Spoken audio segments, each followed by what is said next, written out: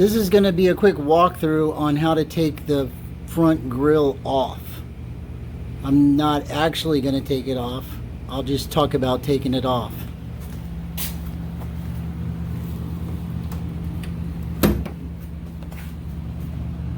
So these two bolts are the top bolts on the grille.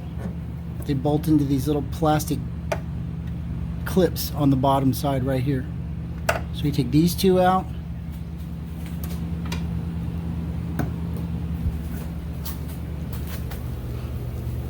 And then there's a screw right here. That one. There's one on the other side right there. Here and here. And that'll take this piece off. And this, take this piece off, and then this grill will come out. The plastic clip is on the bottom of this. And then for the bottom grill, there's a hole right there. You can see the screw. And then there's one on the other side.